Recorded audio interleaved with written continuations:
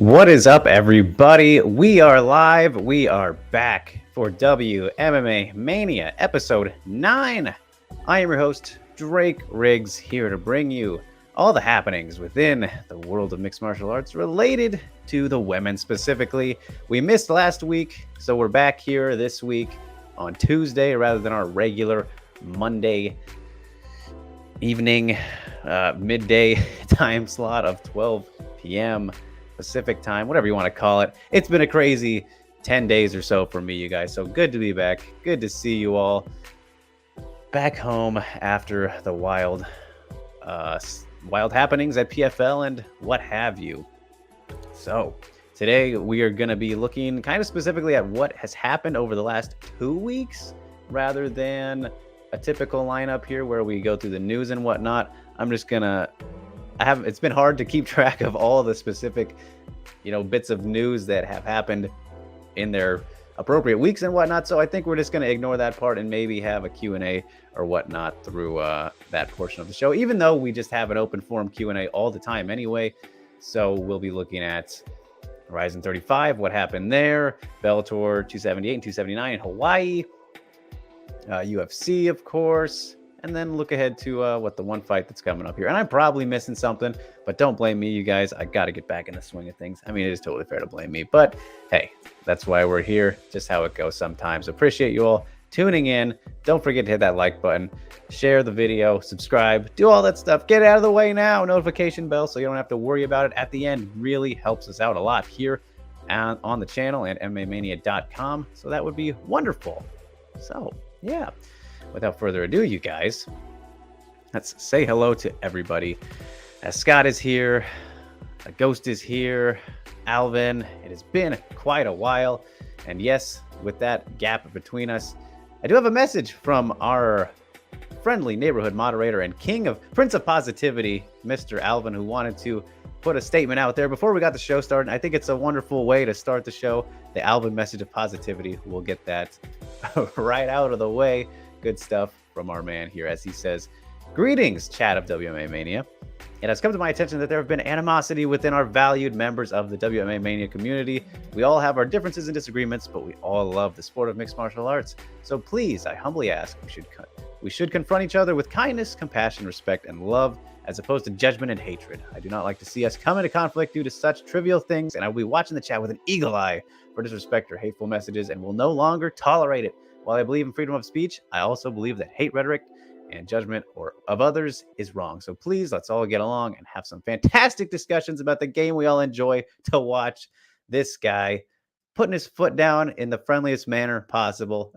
So I figured I would allow him to have that message put out there. But yes, we appreciate you, Alvin. You are too kind, sir. Too kind. Just kidding. You can't be too kind enough. So great way to put a smile on the faces as we get along going here. As my goodness, so much has happened. Apologies, guys. I feel pretty good. I thought I'd feel pretty tired today from going back onto my regular time, Pacific time, from the East Coast and Central times, but feeling pretty all right. We'll see how the brain holds up as we progress here. But yes, we're going to kick things off today with not that one. I had to talk about Ryzen since didn't get to last week. So we're kicking off with Ryzen 35 because two very, very, very important fights in the atomweight division. The most important fight, obviously, is where we will begin. So we're going to reflect on Sekaizawa doing it once again, defeating Ayaka Hamasaki back to back. This time by unanimous decision, leaving no doubt. If there was any the first time, then I'm going to say you're a fool. But this was, my goodness, she just continues to impress. Another relatively dominant performance. I mean, it was competitive. It was very good. It was much more competitive than the first fight. The story of it was pretty much Sayaka having her way in the first 2 rounds, at least majorly controlling, threatened with some submission attempts, as she always does, armbar in there. But she was obviously in a bit more danger in the 3rd round, which was kind of the big drama of this fight. But My goodness, man. She is just it still blows my mind. You guys know I don't even need to I've said all I can say about her. She's just too insanely talented for how young and inexperienced she is to have beaten one of the greatest fighters of all time convincingly twice in a row now. It's simply unheard of. It is simply unheard of. And of course, props to the GOAT Ayaka for I think she showed obviously that she's not like slowed down or anything. I'm sure that she will still beat all of the division aside from, well, we always say if you're not Sohiham, that was what we would say before Sekizawa. If you're not Sohiham, then you're not beating Ayaka Hamasaki. That would appear to still probably be the case unless your name is also Sayaka Izawa. At least I think so. And happy late birthday to Ayaka, who turned 40 as well. So still looking quite good out there despite the age. Absolute legend of the game. Sekizawa is on one hell of a path to being a legend herself. Obviously, far too soon to say, but my goodness, she already has her spot in the history book. The legacy, the early legacy that this woman has created, a double champ officially now at strawweight and atomweight, the best atomweight in the world. She already was before this fight because she got the win over her before, but she's one of the best fighters in the world and only going to get better. The way that she strikes into her entries, gets the takedown.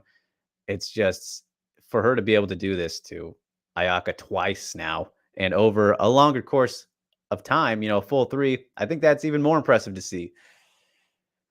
It's I can't say any more good things. I really can't. So she something else. It's going to be I'm very excited to see what is next for her. Obviously, she's expressed interest in going to the UFC at some point and, hoping to maybe open up the atomweight division there. But honestly, I would love to see her fight everybody, she can here first because I don't trust the UFC with how they'll handle a potential atomweight division just yet, of course. But if they could somehow magically get everybody in there, which eliminates some of the fun, because obviously I love me some Ryzen, and for them to have the best fighters in the world like this is always fun. And, the rule set is superior.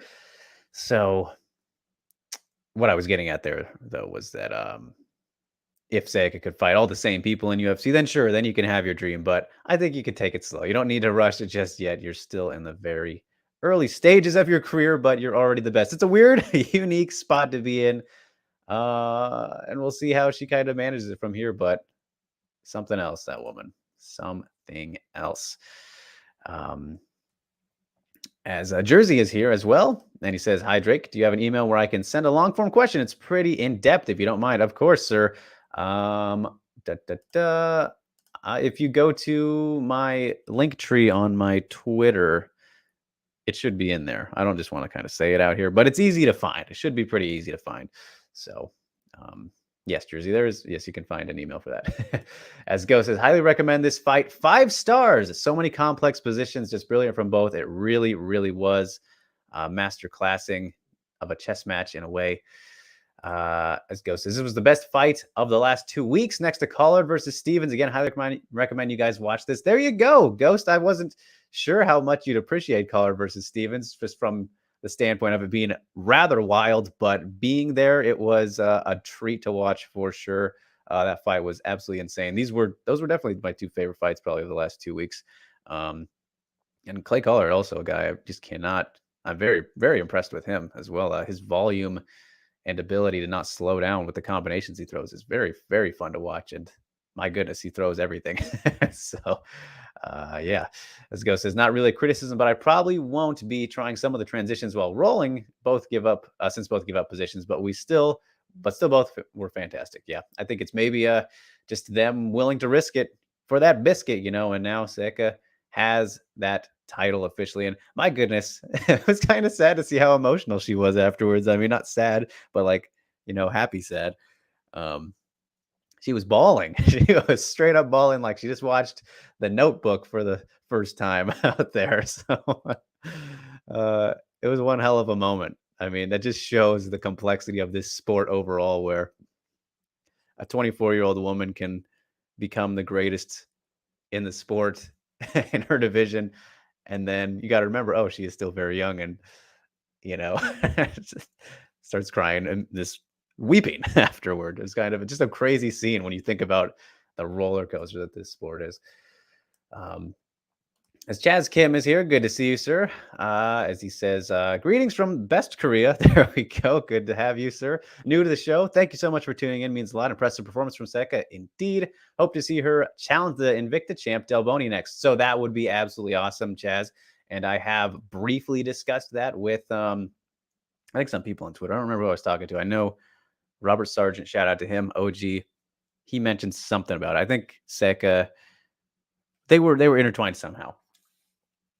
And yeah, that fight would be awesome. I think that would be the perfect next step. Like if you look at the worldwide rankings and pecking order of people, obviously Seka's at number one, and then Del Boni's like you could argue three. I think she's around 4 or 5 for me in my own personal rankings. But yeah, that one would be awesome. But unfortunately, I mean potentially fortunately, I don't see. Well, it's not gonna. If it does happen, it will not happen in Ryzen. That's just a fact. Del Boni does not want to go fight in Ryzen. That's what she told me when we spoke about it. After she became champion, she doesn't want to fight at disadvantages, which would be the rule set she's unfamiliar with and what have you. So take that for what it is. Perceive that how you will, but essentially, if that fight happens, it will have to be either an Invicta or in a crazy dream situation, we would see that fight take place in the UFC for the inaugural title. That would be like, you want to talk about a way to kick off the division UFC? Don't mess around with this silly Ultimate Fighter bullshit. Just take 2 of the 2 top champions in the world, which would be those 2, and put them against each other. That's the way to do it. And somebody like Sekizawa, who is just extremely likable in and out of the cage. I mean, the most innocently badass fighter probably alive. I mean, you would never assume you saw her walking on the street that she was this talented of a combat sports athlete.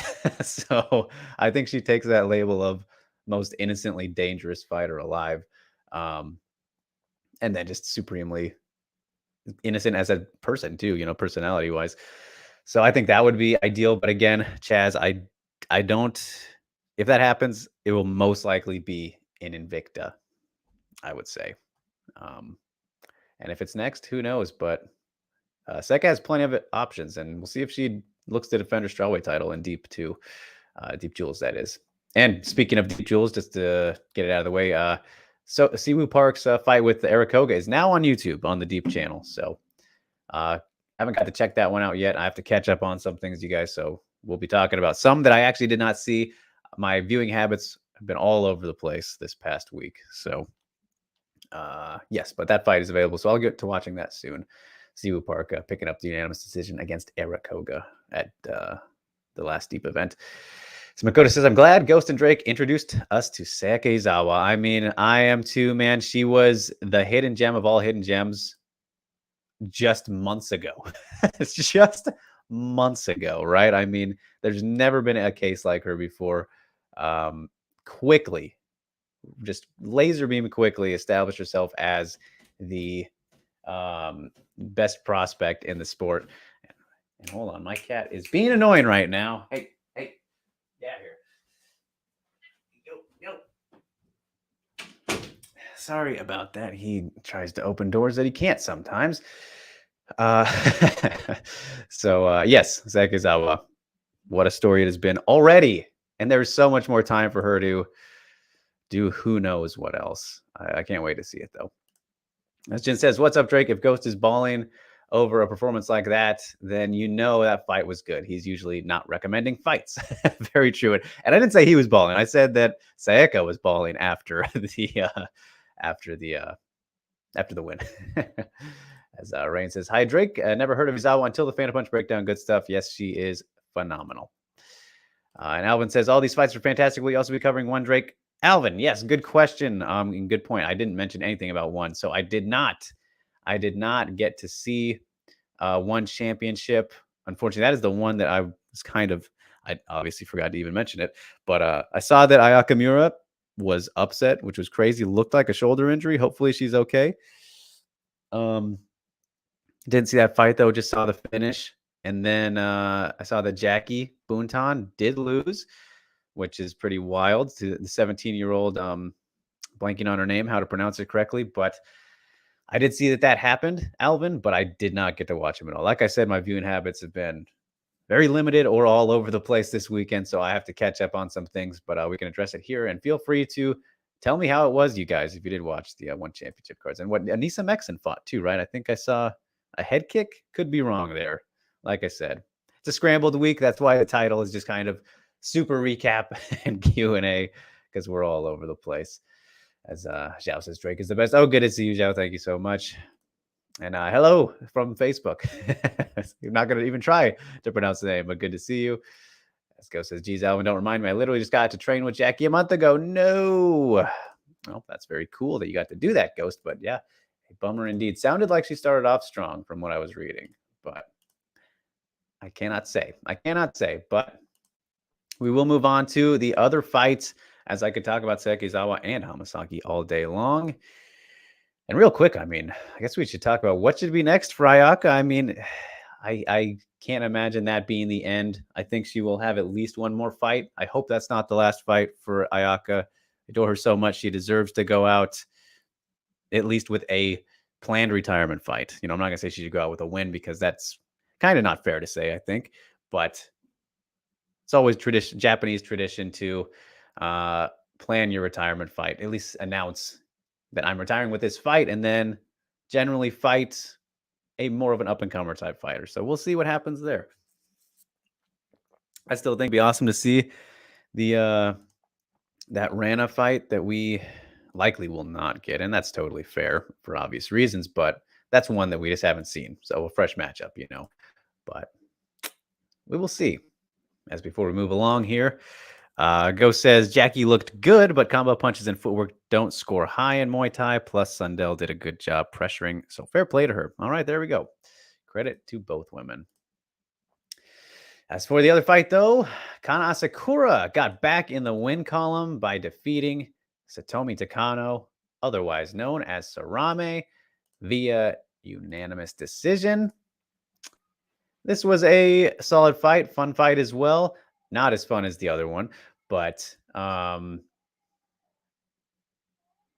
cat is just being terrible today, being very annoying, very needy. So sorry if I get distracted, you guys. But Kana Asakura, essentially the story of this fight was her top control and being able to keep Sarame underneath her. I can't recall Sarame having really an advantageous position in this fight. She landed some good, powerful shots, some up kicks there that were really nasty. Later in the fight, third round specifically, if I'm remembering, some good ground and pound from Kana. This was relatively a vintage performance from her, and it essentially came down to Sarame not being able to keep her off. So bummer for her, the Shuto champ, of course. But a good overall performance from Kana, and really no controversy with this one. It was pretty clear, the decision here. And again, I like Sarame. I think she's pretty good, pretty fun to watch. Her technique is very crisp on the feet. If you look at some of her past work, she didn't really get to show it off too much in this one. But again, just good for her to get this opportunity. And you know, she fought valiantly from bottom. That was primarily the story of this fight. So it's crazy also to see how many fights that Kana is racking up at this point. So great question, Rue, because I'm sure that is one many are thinking about next. And I would not be surprised if we do. I don't think Kana should get a title shot after snapping the losing streak and just this win here. I mean, it wouldn't be the worst thing in the world, but Kana versus Sayaka next, I wouldn't be shocked. Let's put it that way. How would Kana do? I think she could do fine. You know, she'd make for some very fun grappling exchanges, as you know, generally most of the division would. But I just think that, man, the windows that Sayaka finds, like any inch, she just takes a mile. And we've seen Kana get caught many a time before. And Even Ayaka obviously finished her the first time. We've seen Kana get out grappled before. I mean, um, just recently against Oshima, of course. I mean, a much smaller opponent too than Sayaka. So I think we've just seen so much. I hate to do the MMA math, but if you're to make these comparisons from what we've seen, right? It's like, and what Sayaka has done and what she's capable of, how she just will find things out of nowhere and attack you from anywhere with strikes or submissions. It'd be a tough fight for Khan. I think she'd have moments, but I think she would ultimately end up getting caught. And we'll see. We will see how it goes. So if that happens, but I think that is a fight we'll see at some point, Rue. But I feel like it's a tough one for Kana for sure. It's just kind of like Sayaka does everything better and more. She's more dangerous with what she does. You know what I mean? It's kind of the best way to put it as of right now. As Chaz says, Kana usually struggles against strong grapplers like Yamamoto and Oshima. Probably the same for Izawa. Exactly. So yeah, Chaz, speaking the truth there. I didn't even mention Miyu. So yeah, as good of a wrestler that Kana is herself, it would be a tough one for her. It would be a tough one. So as Melanie is here, good to see you, Melanie. She asks, hello, why is Whaley versus Joanna 2 only 3 rounds, and where will she be training? So, again, good to see you, Melanie. I'm not sure specifically which gym she'll be training at, but she will be training in Thailand. So the safe assumption would be Tiger Muay Thai, which is what the most famous gym there. And she's already there. And I think I was told probably where she's training, and I'm just not remembering right now. Again, a lot has happened. I've been very busy, so the brain is retaining only certain things at the moment. But why is it only 2? Why is it only 3 rounds? That's a great question, Melanie. I wish I had an answer for you. I really, really do. We talked about it on the last show. How you don't make that fight, that rematch, 5 rounds, even if it's not for a title or a main event, blows my mind. And just imagine how mad we're all going to be if it does go to decision, and especially if it's a close one. Like, how do you screw this up, UFC? Come on. Come on, man. I wish I had an answer for you there. Really do. So, yeah. That was Ryzen 35. Good event as always. Lots of craziness happened there. Roberto Satoshi de Souza is also still a freak. Ushiku retained his title. A lot of good stuff. A lot of good stuff on that card. But we will move along to another title change, which happened at Bellator 278 on Friday. And again, I actually did not get to watch this one either, so we're just going to kind of talk about the result. And if you guys did see it, we got to obviously talk about the finish, as Liz Carmouche defeated Juliana Velasquez via 4th round TKO with elbows in the crucifix position at 4:47. So, first of all, big congratulations to Liz Carmouche. I mean, chasing a world title her entire career. What, 3 title shots in her career? 1 in Strikeforce, 2 in the UFC, 1 in Bantamweight in the very first women's fight ever for the UFC, and then the flyweight title fight in her last UFC fight against Valentina Shevchenko, excuse me. And then has to work her way to this Bellator flyweight championship fight and gets the job done. And man, Twitter, specifically the entirety of Twitter that I saw, was not in agreement with this, with the stoppage here. And I don't know if it was like because of the camera angle cutting the way it did, but honestly, every time that I've seen it, I don't hate it really nearly as much as everybody else. I think it was fine. It wasn't the best, but I'm not upset with it. You look at the first couple elbows that Liz landed, they were like kind of meh. But then after that, she starts picking it up and dropping them hard, and there is 13 seconds left. Yes, it's a title fight, all these kind of things, but Juliana's not defending. I mean, the crucifix position is a very, very tough position to defend from, obviously, as we've seen historically. But if anything, it was like a damage saving stoppage, which that's always wishy-washy too. But from my point of view, is like, all right, she was pretty much stuck there, and it was only going to get worse for the remaining 13 seconds. Yes, that's only 13 seconds, but Liz was starting to really drop them pretty hard. The last so many were pretty hard shots. And obviously, Juliana was not happy with this either. But I don't know. I didn't think it was too terrible. I don't know if people are saying that because of how the fight went up until that point. Again, I still got to watch this one fully myself. I did see the highlight of Liz getting dropped in the second round. Sounded like people had it pretty even going into this fourth round, or at least up until the finish. But it's interesting though, because I did see, excuse me, a pretty much no one thinking this was a good stoppage on Twitter, but then on our poll over at MMA Fighting for was yesterday's morning report, the question was this a justified stoppage? And it was like, I think 54% said yes. So it's like people are all over the place about this, but it sounds like we'll get a rematch because of it. At least it sounds like Scott Coker is feeling that way now. He wasn't on Fight Night maybe, but I don't know. When you just look at, I feel like so many people kind of forget about the intelligently defending yourself part of stoppages, like that being a part of it, that they just jump to, oh, look at that was weak. Those shots weren't too crazy, whatever. So it gets stopped because of she wasn't defending very well at all. She wasn't defending whatsoever. There's open shots to the face. And again, yes, title fight, I get it, but we shouldn't change the rules necessarily for title fights, especially for women. I've seen that brought up too. There's a whole lot. This is a lot that we can talk about here. So I don't know.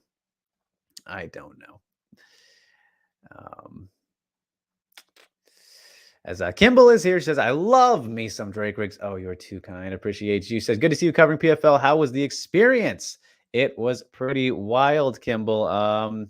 Yeah, so that was my second PFL event, fight event covering, and got there on last Sunday, and then left on Thursday. Yeah, I mean, it was a pretty fun week, in Texas. Didn't get to see a whole lot of Arlington, but hung out with the guys and did all the fight week coverage. And then the fight itself, much better pacing. I will tell you, that's always been a very big criticism of the PFL since they've started, right? Is that they drag their shows on forever. But I thought they started off this season very well. After the very first fight we had, like the very, very first one, they had a pretty decent gap there. And I was like, oh boy, I'm a little worried here. But then after that, it was pretty smooth sailing. So, and then the fights were good too. We got some crazy finishes. I mean, it was 2 knees. I mean, the knee knockout started off the night, and then there was some crazy ones there. And Omari Akhmedov, killed a man. And I was unfortunately in the back when that happened, so I didn't get to watch it, cage side. But I did watch the main event cage side and most of the fights cage side. But yeah, it was a great event, of course. PFL is always a good time to cover. Honestly, they make it so very fun just to be there. So they got that going on. It's never been a bad time in my experience with them. That is for sure. As much as you can hate on them, they got my seal of approval when it comes to coverage and whatnot. And I mean, the show was good. I'm very optimistic for this season after that first one. The pacing is a killer for a lot of people, but they did a good job, and the action was very good. And Chaz talking about this fight, of course. He says, Mike Beltran is normally very Johnny on the spot, but as he stopped as soon as Juliana got an arm free, bad timing. So I didn't notice that, Chaz. I didn't notice that, actually. So I might have to go back and check it out again. Again, I still got to watch this full fight. But yeah, Mike Beltran, one of the GOATs, I would say. He's had maybe some rougher ones recently, and nobody's ever perfect all the time, but he's generally been very, very, very good. So I didn't notice that she did get an arm free, if that is true. That like I said, they cut the angle like right as it stopped. So obviously that was just bad timing situationally, but very interesting. Very interesting. Sharon is here. Good to see you, Sharon. Says, hello, will you be able to interview Whaley at some point and make another story like the Remember the Name article? Sharon, trust me, I've been trying for weeks and weeks now. I've been trying very, very much, but no luck yet. Hopefully we can maybe figure something out now. But I would definitely expect the boys over in Thailand at the moment, old JHK and Nick Atkin. Shout out to him, SCMP, and then All Star for JHK. I'm sure they will try to talk to Whaley. If well, I think what that's where Bang Tao is where John's actually training for his fight too, right? So he's actually not a Tiger. I don't know specifically, but that area. So I'm sure they will try and they'll probably succeed if they are in the same spot. So either way, I would absolutely love to, Sharon, of course. I've been trying. Um, and Colostrum Sup is here. Good to see you. He says Liz was winning all the rounds with her takedowns in control. All right, interesting. I haven't heard that take, so I can't wait to find out myself. And he says, who do you think would win between Cyborg and Kayla Harrison? Well, we will get to one of those people here momentarily. As yeah, of course we'll talk about Cyborg, but this fight as a fight between Cyborg and Kayla, as good as talented as Kayla obviously is. I've been saying this for as she's been coming up really, but you just simply cannot favor her over Cyborg or Nunes until you see her beat someone closer to that skill level. So like Julia Budd is the test in PFL right now. That is the one. And I think the Marina Makina fight is actually going to be pretty interesting coming up here in 2 weeks. But Julia's the test. You know, she's a top featherweight. She is a top 3 featherweight. And Cyborg and Kayla, just when you look at the well-roundedness of Cyborg, and it's silly. You can't, I don't think, based off of that talent alone. Just because when we've seen Kayla fight one of her toughest opponents or most credentialed, experienced opponents, what have you, and Larissa Pacheco twice, she wasn't able to finish her. And you can't, you got to see these comparisons at a different level. That's always how I've been about it. So, and chat says the scorecards were released on Twitter. Velasquez was up 30-27 on 2 judges' scorecards. All right. Very interesting then. So it was a pretty close one. So a rematch might not be the worst thing then. And Ghost, I will DM you after the show. Okay. I see your question there. Don't you worry. But either way, congrats to Liz Carmouche. I mean, it's hard not to feel good for her. I would say, again, the history that she's been a part of. Not only, that very first women's fight in the UFC, but, Strike Force and all that stuff. So it's a feel-good moment regardless, I would say. As we move along to, before we get to the other Bellator show, we're going to skip over to the UFC, Vegas 52. And if you're still here, and yeah, you gave a shout out to it earlier, we're going to talk about Bache Staka handing Amanda Lemos her very first loss at strawweight, her very first submission loss. She suffered a standing arm triangle choke at 3:13 in the first round. I mean, are you kidding me? Are you kidding me? The absolute last way anyone would have expected this fight to end, aside from maybe a flying triangle from Jessica Andrade. She does something pretty close to it. The Brazilian brawler, the pile driver, my goodness. The highlight reel that she has in this sport among women might be the greatest. I mean, you gotta think about it, man. I think it might be the best. You know what? It might be one of the best highlight reels of any fighter ever. I mean, she has a slam, one of the most violent slams in MMA history. Very violent knockouts, one-punch knockouts, accumulative volume knockouts, submissions with whether it's guillotines. We forget she guillotined JoJo, right? And then this. I mean, arm triangling, Amanda Lemos. My goodness. Very impressive. And I did think that Lemos was looking pretty solid there for the time being. It's keeping Andrade away from her, even though this was a much more patient approach than we will typically see from Andrade. And I mean, I feel like it's not so fair to say typically anymore, because Andrade has shown us over time that she has continued to evolve and kind of, mix in some different game plans. I feel like ever since she had that loss against Joanna, she's kind of developed in fight IQ, I guess you could say, in preparation, been very smart about things. Of course, has an insane amount of experience at this point. And yeah, this fight also was made history as she tied Nunes for the most wins in UFC among women with 14, I think, which makes sense. She's been around since, speaking of Liz Carmouche, since she made her short notice debut against Liz Carmouche in 2013 at bantamweight, mind you. She's back at 115. This was impressive.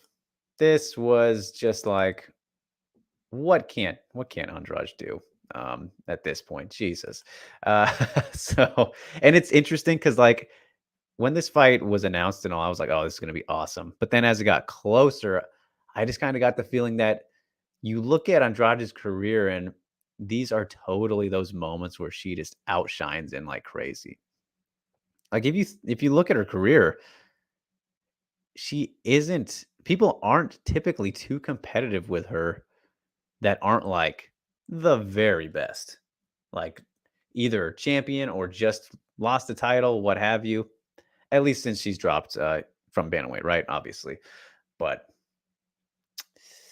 she's something else, man. She is something else, and just one of the most entertaining fighters out there. Obviously, I mean, crazy stuff. Craig is here. Good to see you, Craig. And Scott is here still as well. He says Andrade is so good, might have jumped in line for the next shot at the title. So that's a problem. Let's discuss that. That's something we need to talk about too. As much as I love Jessica Andrade and would love to catch up with her soon here again. I was trying to before this fight, but obviously didn't manage to make that work. I've spoken to her several times in the past, but you can't jump the line. As great and amazing as this win was over a fighter who was riding a 5-fight winning streak, Amanda Lemos, red hot, you can't do that. In this division, Marina Rodriguez has earned her title shot, even if she arguably didn't beat Yan Xiaonan, which I think most of us agreed she didn't or shouldn't have, but she has earned it. Depending on what happens with Carla and Rose, which unfortunately either way now, because of this win, is probably shitty for Marina, because if Carla wins, well, I mean, I guess that would be, even though that'd be 2 wins for Carla, I wouldn't be surprised if they did a trilogy for Rose, just because we see that kind of thing happen. With Rose fights all the same people, obviously. Gets all the rematches sometimes. But and then if Rose wins, there's the history with Andrade. What, they're 1-1. There's that trilogy. So we could be looking at trilogies either way, and Marina will have to wait, which is a tricky position here for the management, though, because Marina and Andrade are both under the same manager. So we're now maybe in a situation for them similar to Sucker Punch with Rose and Carla, and Weili was also in that mix, obviously, for a little bit. So it's going to be weird, but I think Andrade, this is 1 win back at strawweight. She's on a 2-fight winning streak now with the Calvillo one before this.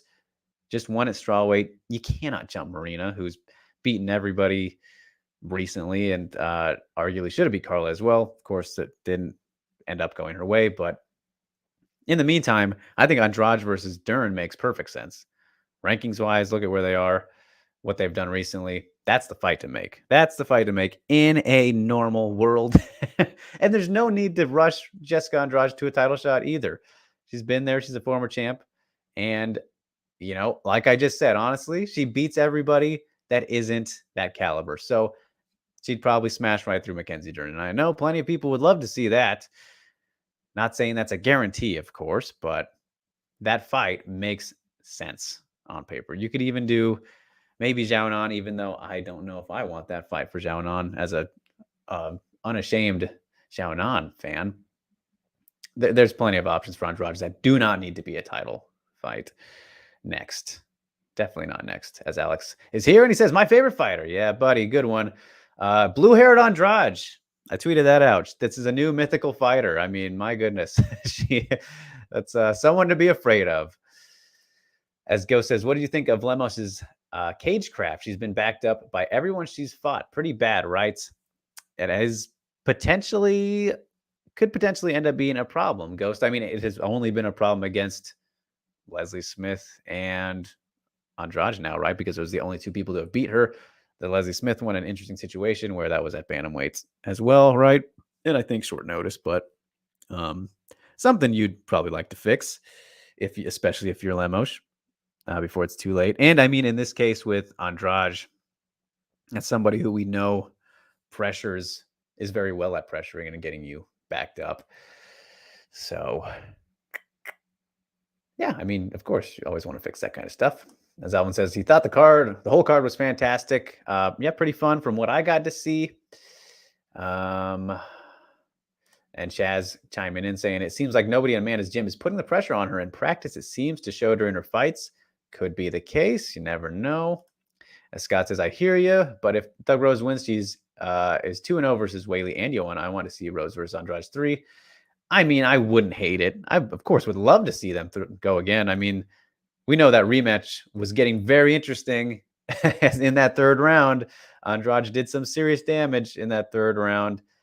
But you know me, I'm a married guy and all about earning it. Even if she's a former champ, I still think you got to look at the order of things. And I think Marina has very clearly earned it. And he says, but I'm probably wrong. I'll watch any of the matchups for sure. Yeah, exactly. I mean, you can't go wrong at strawweight, man. You can't go wrong. It's too good. Too good. And Sharon says, I felt that Whaley beat Rose in the rematch. Many, many people do. So it's understandable to make that rematch. You mean Whaley Rose 3 or Carla Rose 3? Confusing me there a little bit, Sharon, but I understand the first part for sure. A lot of people think that. And again, I'm fine with it. It's very, very close. As Ghost says, Inoue backed her up. Hill backed her up. Only person that didn't back her up was Conejo. Yeah, Conejo kind of came at her and then paid for it, though, Ghost, if we're going to be totally honest. Maybe she was about to. And yeah, as Chaz says, Conejo was too busy running face first, as much as we adore Conejo Ruiz around here. And Sharon says, Whaley versus Rose 3. Yeah, I wouldn't be mad at that happening at some point again either. Obviously not anytime soon, probably, but yeah, we'll see about that. Either way, Jessica Andrade looking good there, undeniably, really, and congrats to her for the bonus as well. You had to give her a bonus. So now we're going to talk about Maycee Barber defeating. Oh, why is that big? Maycee Barber defeated Montana De La Rosa via unanimous decision. This was pretty one-way traffic and a much-needed performance from Maycee Barber, who I thought looked very good, you guys. I know that she is not the most popular fighter on the roster by any stretch of the imagination, but you can't deny she did pretty well in this one. Did what she needed to do. Montana didn't really have any answers. I don't think it's the end of Montana in the UFC, but she got pretty much bullied everywhere the fight went. Maycee was a lot more active with her striking than she had been in previous fights, which essentially cost her, especially against Grasso, and what we all know should have cost her against Miranda Maverick.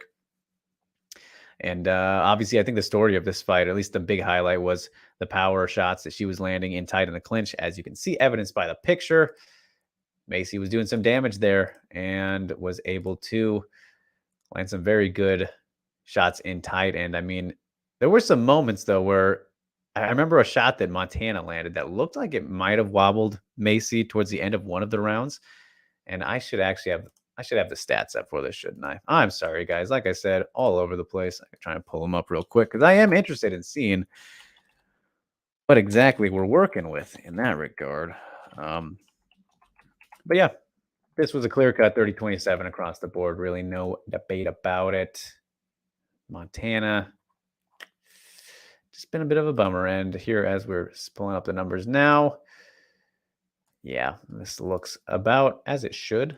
as it seemed, I suppose you could say. Where are we? Bum, bum, bum. There we go. So let me zoom in a little bit. No, it's fine. Yeah. First round, 34-16, 14-4 in that second round, 32-21. I mean, yeah. And you can see these control numbers as well, which all except for the second round in favor of Macy. And oh yeah, I guess that Montana did have her moments in that second one, huh? She was on her back. Was she on her back? Yeah, and had she was threatening a little bit there, but nothing too crazy. So she did have some moments in that second round, I guess, but it wasn't it was mostly the control. Obviously, you see she didn't really land anything whatsoever. 4 of 8. That's not very much. But aside from that, Macy was pretty firmly in control. Forgot about that moment. So apologies there, you guys. Like I said, it's been a wild time for me. And Scott says, I've been calling for Whaley versus Andrade 2 for a while. Love to see that. That is a rematch I'm sure that we will get at some point as well. Would love to see that fight last longer too. Mary is here. Good to see you, Mary. As Ghost says, Whaley versus Andrade 2 makes no sense. Andrade literally fights the same way. Well, that doesn't matter when it comes to matchmaking, Ghost. Let's be honest. You know that. That doesn't mean that it won't potentially happen at some point. As Scott says, how about Barber versus Blanchfield next? I like that matchup for both. I would not be mad at that either. But what Aaron Blanchfield just got matched with JJ, right? So I guess that's a little bit of news to at least mention. I think it was JJ Aldrich. So we'll have to wait on that one, Scott. But yeah, I mean, it is JJ, I'm pretty sure, which surprises me. I think that Aaron Blanchfield, I mean, man, come on.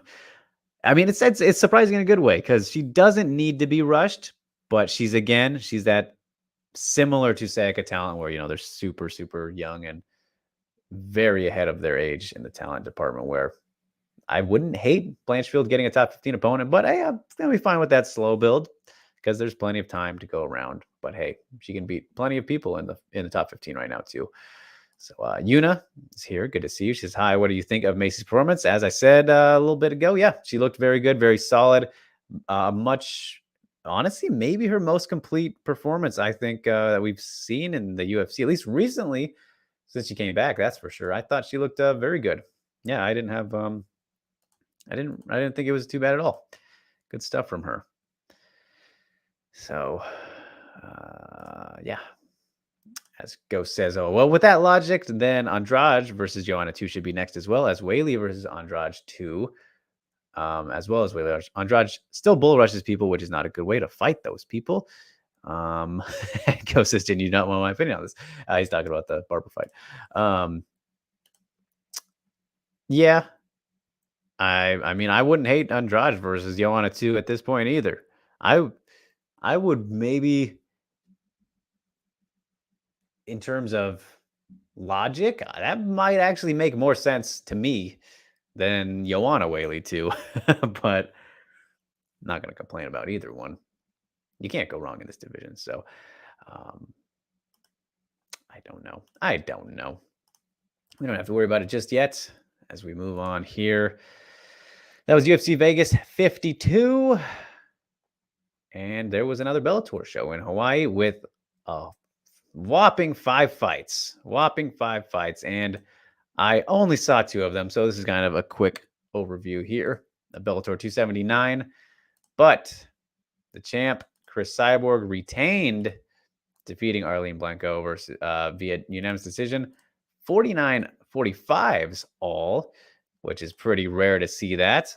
Presumably a 10-8 in there for Cyborg while she lost a round. So this, to me, from what I've heard, sounded like pretty one-way traffic, but competitive one-way traffic, if that makes sense. Like, obviously, Arlene put up a good enough fight to presumably steal a round and then make it to the judges' scorecards. The highlights from what I saw looked pretty fun. And I mean, she is very, very tough. And I would be curious to see or know I mean, I will get around to watching this, but Cyborg submitted her the first time around, right? So why not try and just do that again? Why don't you just try and take her down again? Because Arlene Blenko is a very good striker, a good boxer in her own right. Historically, one of the harder hitters at featherweight. She's been among the top 5 for years and years now. Only loses to the champ. She's the John Fitch of the division, really. Maybe Cyborg wanted to play around, have some more fun in front of the Hawaii crowd. I would imagine maybe that was the case. Maybe she said that after the fight. Do not know. But either way, she gets the job done. Good for her. Keeps on keeping on. So, all right. And the other big one there was quite an upset, as Justine Kish defeated Alimale McFarlane via unanimous decision, 30-27 and 29-28. My goodness, last thing I expected to see. I think I remember waking up and then seeing this, and I was like, oh my goodness. Wow. Did not expect that. I mean, this fight was made for Alima, obviously, to shine in Hawaii. And unfortunately for her, what apparently got slammed or dumped, at least in the first round, and fell on her arm, and it kind of went numb. Not an excuse, but apparently that's what I've heard happened. And Justine Kish was able to pull away, I imagine, with her striking, which has never been bad. It's always been her strongest aspect. But now she catapults herself right into the mix of things, despite the rough kind of stretch she was on there prior to this. Lost to Deanna Bennett in her debut, but takes out Alimale in the second fight. So crazy. That is crazy. I'm very curious to see how this one played out too. So,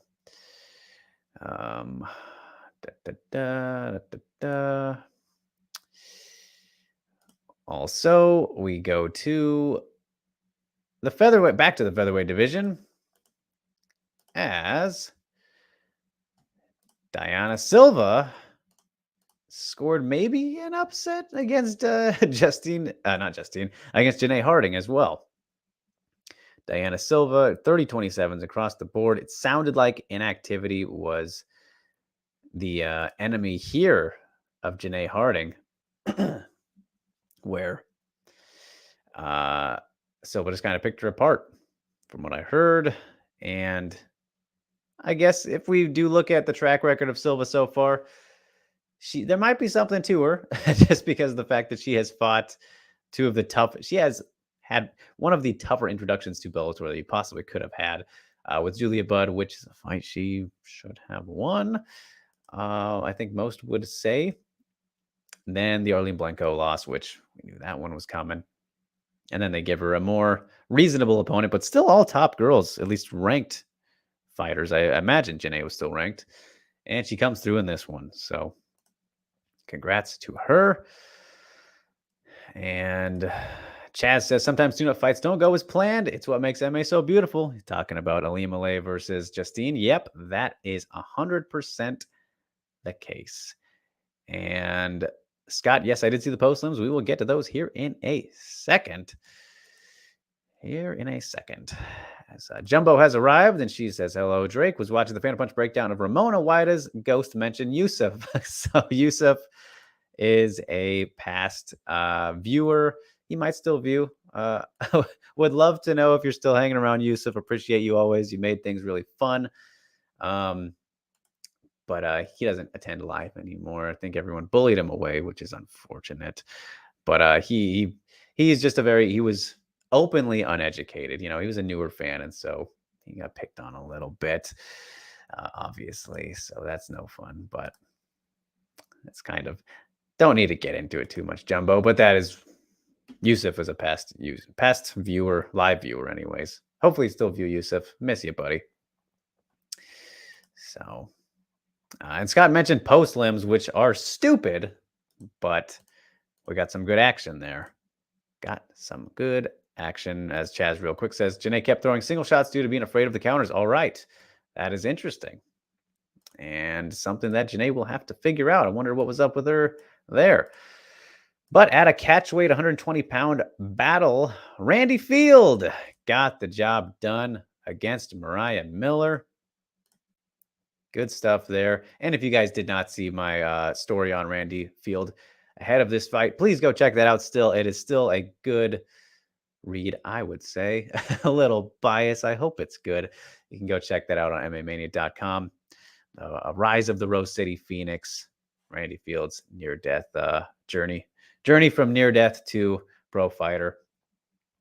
A very, very deep one to kind of get into. So congrats to Randy for pulling off her first Bellator win. Gets a submission, rear naked choke at 48 seconds of the second round. Found herself in some deep water there at the end of the first round. She was full mounted and struggling a bit, but thankfully for her, the clock ran out and then she made quick work in the second round. But before that was a relatively competitive striking battle on the feet. Still both very green and young fighters, obviously, in their careers. But hey, Randy got the tap pretty quickly when she sunk that thing in. It didn't take too long. So it was good. Good for Randy. I recommend checking that out on the Post Limbs on YouTube. As we go to the other one, though, which was also impressive, as Randy Fields' last opponent, excuse me, Samiko Inaba defeated Whitney Piles via first round knockout at 122. Man, let's talk about Samiko Inaba because she has just had such a great run to start her career. I believe all finishes, and whether it's knockout or submission, I mean, she can crack, man. She's got some power in her hands. What's maybe 6-0 now, 5-0? I don't have the record up right in front of me, but she is so fun to watch. And 122 here. It was a little bit bull and matador performance from Samiko. Just waited for that one shot, and it came relatively quickly and put Piles out. And as you can see, that hammer fist is coming on down. I think that it was already pretty clear that there was something special about her before this fight, but she continues to do what she should be doing at kind of this level. So Samiko it's probably time for a step up, at least if you want to give her a more notable name. It'd be smart to keep her away from Valerie Loretta if you want to keep Loretta safe, because my goodness, Samiko, I think, is someone we will definitely see in the Bellator top 10. And who knows how much farther up. Kind of have to see maybe more of her grappling defense. But other than that, she's been very good in all areas. In the clinch, has landed some good shots in tight elbow work against Randy in her last fight before this. And then was able to finish her with the rear naked choke of her own. So Samiko Inaba is just constant entertainment. I think someone we got to start talking about a bit more. So she did very good in that one. Very quick fight. So go and watch that as well if you did not catch it after the fight. Post limbs, as I said. Good knockout from her. As Scott says, yeah, is that it factor too? Looking forward to the next fight? Absolutely. And Scott says, I hadn't even thought of that matchup, Drake, but I love it. Yep, everyone will love it except for Loretta. I don't think that's a good idea for her. The Absaragova fight could make sense too. That would be better. I think that'd be a really good fight. But then it's like, oh, you're killing off somebody. We'll see where it goes. As Jumbo says, do you know when Ramona Pascal will be fighting again? Yes. So actually, I guess that could kind of be a part of the news. We'll talk about it right now real quick, Jumbo. But yeah, Ramona's fighting Jocelyn Edwards at UFC 275 on the same card as Whaley. And then Valentina and Santos and Yuri and Glover in Singapore. So what that is, June 11th? June 11th, yeah. It's not July, right? That one's coming up in June. So yes, that is when Ramona returns for her second UFC fight. Of course, that'll be fun. Look at the ref. Very, very scared. Got to get in there to save poor Whitney Piles. But yeah, good to see so many fighters showcased on that second Bellator card. And then, it's the whole weekend. They had the 2 title fights in Hawaii. Pretty good to see from the old boys at Bellator. So, the more the merrier, we say around here, even though there's so merry ways. I'm just saying random shit at this point. As Jumbo says, very exciting UFC 275. Yes, that card is looking quite good. Quite good indeed. But all right, you guys, we are just about to wrap up. Unless you have any more questions you want to throw at me, it's up to you. Don't mind them. Don't mind them at all. But UFC Vegas 53 is coming up this weekend, and there's only one fight, and it is nothing spectacular, if we're going to be honest, but it is a fight that is going down, and we will talk about right now for those who would like to talk about it. So at flyweight, Gina Mazzani is back and taking on Shanna Young, who still seeking her first UFC victory, I believe, as we scroll down here. Yep. After the Stephanie Egger loss, the Macy Chiasson short notice replacement won before that in her debut. Shanna Young, of course, a veteran of Invicta, was on the Contender Series. And Gina Mazzani still, first time in almost a year we'll be seeing her, but just has had a very rough go. And as of late, both of these ladies kind of have had such. I mean, the Shanimal, man, there was a point in Invicta where she was looking very solid, but just kind of hasn't been able to continue that momentum forward. I want to say, what is it? After this, no, not that fight. That was Valor Fights against Anastasia Bruce. Probably a little bit before then. The Suotama one, because she did have a major kind of hip surgery at one point that kept her out for a little bit, and then she came back. So, hey, maybe that's altered things for Shanna, but in this one, odds aren't too crazy, and they should be relatively close. Of course, Gina Mazzani training out of Glory MA and Fitness these days. I don't know if she's still affiliated with Extreme Couture too much, as it says right here, but she is, I believe, now married to Tim Elliott. So hopefully continuing to work on her wrestling, as Shanna's wrestling is pretty decent. A decent part of her game, but obviously it's nothing that has been able to overwhelm the likes of, let's say, Stephanie Egger, who obviously pounded her out, or Macy Chiasson, which that fight had some exchanges in there. And I mean, she showed her toughness plenty in that fight against Macy. Took some very hard shots and was able to survive. And this fight is at flyweight, correct? Yes, because Shanna has bounced it. They both have been at bantamweight and flyweight before. Gina Mazzani has the reach advantage, but it is about the same in height, which is always kind of funny when it's flip-flopped like that. But this fight is gonna be... I'm not too interested in this one, you guys. I'm gonna be completely honest. This is one of those fights where we hate to talk about it, and Alvin will always say, you don't want anyone to ever lose your job, and I agreed.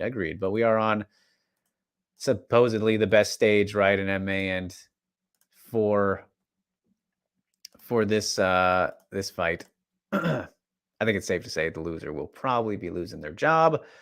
Unfortunately for them, that'd be 3 in a row if Shanna loses. Gina Mazzani just has not had a very good run in the UFC. Managed to beat Rachel Ostovich, which that's a thing. So, yeah. I think that this fight could it is going to depend on who kind of dictates the action and who can impose their will more. I can see a lot of cage control, clinch exchanges here. And just in terms of who's been training with better people and working presumably harder on their skill sets in the time off. It's been 6 months since that Egger loss for Shanna. Who knows again if she has switched up her training in that time being. But, Gina working with the likes of James Krause and Tim Elliott, you would just think she probably should go for a more wrestling heavy approach in this one. And if she can outmuscle Shanna Young, which should be doable. She has looked pretty shredded at flyweight. Of course, didn't pay off against Priscilla. I mean, she looked great in that first round against Priscilla because she did smartly go for the takedown, which again, as you guys know, I will always say, You just got to take her. Just go simply for any takedown possible. Just push her over. Push over Priscilla Cachoeira. You got her down. You got it won. But not many people, Ji-Yeon Kim, will do that. So props to Gina for trying. But then she kind of gassed out after that and got finished in the second round. So I believe that was the second round. Either way, she faded down the stretch. But she showed that she's willing to do that. So if she imposes her will with her wrestling game against Shanna Young, Shanna's not going to go away, I don't think, similar to Cachoeira. So if Gina's conditioning is on point, she should be able to kind of grind out this fight a bit, make it not too pleasant to watch maybe, or pleasant for Shanna. But I think we could probably lean in that direction. Who knows? We'll see. Maybe some flashes of the old Shanimal will come out. She put some kicks together. I remember her having a pretty solid body kick, in her best performances in Invicta. We'll see if she can bring out some of that this time around. But then you risk getting taken down again, of course.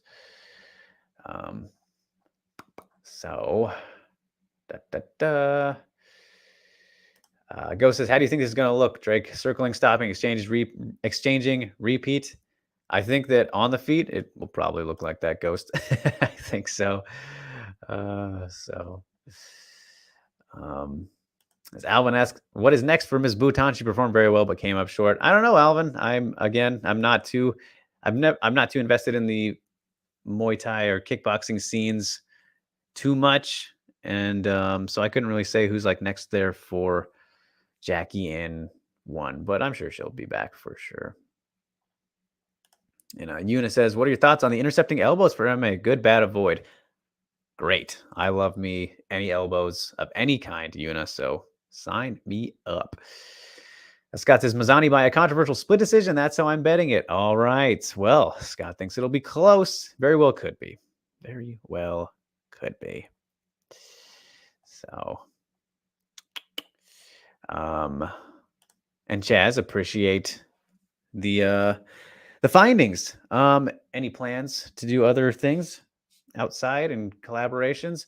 Not at the moment, my friend, but we will see. I got a lot going on these days, so I'm always open to things and other shows and whatnot, but I don't have any plans at this exact moment.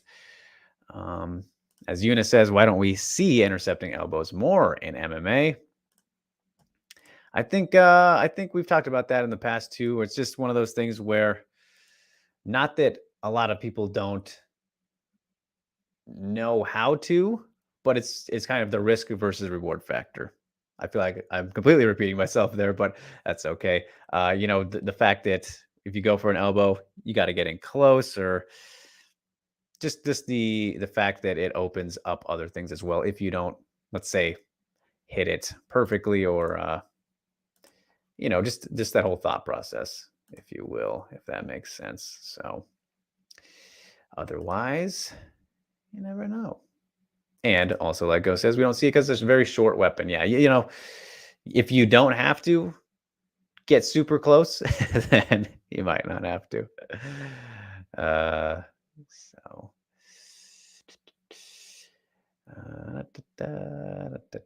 Scott says, are you going to UFC 274? Can't wait to see Do Bronx versus the highlight. That card is gonna be pretty awesome. 274? No, well, with that one, when is that, Scott? That is coming up here. Right? Let me look at the calendar real quick. 274. It doesn't appear to be on my calendar, but I know it is coming up. I will probably miss that. Scott. I think the next UFC event I will likely get to would be 276, which will be the International Fight Week in July. I'm looking at that one, but my travels are kind of weird this year, at least compared to last year, right? Because I was all over the place. So I very well might be at the PFL 3 event in 2 weeks for Kayla versus Marina. And what is that? That's not the light heavy. What the other division is? The heavyweights? I don't remember. Was it Ray Cooper? Either way, it's a good card. The welterweights and the lightweights, maybe. I don't know, but we will see. We will see. So, all right, it is next week, says Scott. Yeah, so not looking at that one, but either way, that was UFC Vegas 53, which doesn't have a lot, obviously. So we have come to the end, you guys, after a wild past 2 weeks of action. And there is always more to come on the horizon, as you know. But for today, I think we can call it what it is, which is a show. Put a bow tie on it, wrap it up. And speaking of collaborations, which Chaz asked about, BTL, I mean, my title is getting cold over here. What is going on? Champ's got to defend, just taking a nice little vacation. I don't know when I'll be back to defend this title, you guys, but I'm sure if you are wondering about it, I figured I would at least mention it. So, yeah, we will see when that happens. Don't have any news about it. But as for other things, of course, you guys, if you didn't right off the top or during the show, please like, share, and subscribe. Really helps the channel out. Hit the notification bell, all that good stuff. Again, check out that Randy Field piece. I really enjoyed making that one. It was definitely a unique one. I know Ghost checked it out. He liked it. I think Alvin did too. So those guys can vouch for it being solid, which I appreciate oh so much. Just gotta, shameless plug a little bit. Get those out of the way. I hope you enjoyed the PFL coverage as well. If you did, check that out. I know some of you were in the, what was it? Was it the media day? You were in one of the live streams I did. So that was cool. And yeah, as for interviews, don't have anything prepped to come out just yet.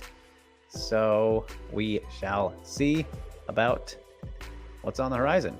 But always working on things, you guys. Getting back in the swing of things after, obviously, the madness. So, all right.